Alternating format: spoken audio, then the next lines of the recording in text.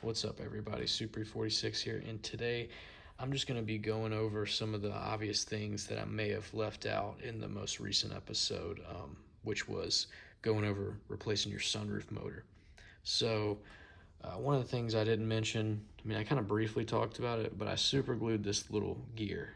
And you can, if you look online, you can buy these gears separately, but the price of that, the shipping, and having to go out and take it.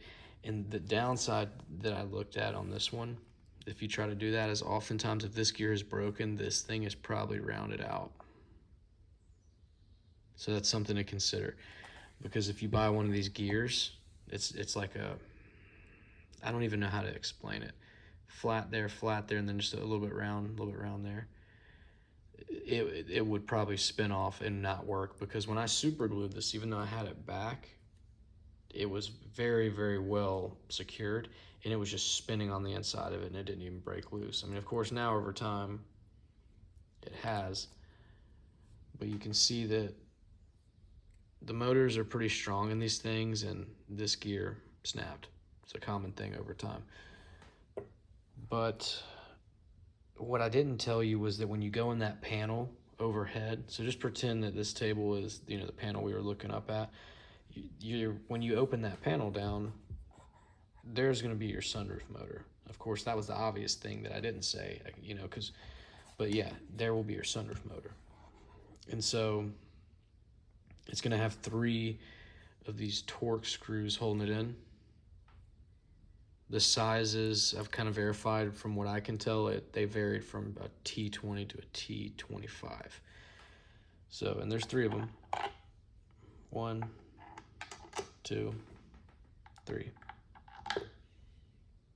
If I can't remember correctly, but I do think that mine was actually this way in my car. If I were looking up, this is how it would look. And I would go in and unscrew the bolts like so. And then once you take it out, you can then look at it, and you can check that out, see if your cog is still on there, and if it actually is intact. You can even test it when you pull the motor out. It can still be hooked in here, and you can actually, with the other hand, you can flip the switch and see if it actually spins, see if everything's intact. And so you can kind of troubleshoot that way. Because not every time it's the motor that's the issue on these E46s. Sometimes it is your sunroof. Thank goodness in my case that wasn't the case, it was just the motor. But when you do take this motor out, notice how you can see a little bit of rust there. You're going to want to get some parts cleaner, and you're going to want to actually spray it up into that thing above the hole where this gear spins inside of. I don't really know the name of it, but there is a hole where this goes inside of, and that's where the gear spins. You actually are going to want to spray a little bit of parts cleaner inside there. And then I recommend actually applying a tiny bit of grease to the outside of this, not the inside, the outside, on your new motor. And if you can, use your finger or a brush or something, apply a little bit of grease on the inside of that hole where this is spinning in, because, that's a lot of revolutions that's having to go through every time you're having to open and close a sunroof, so something to think about.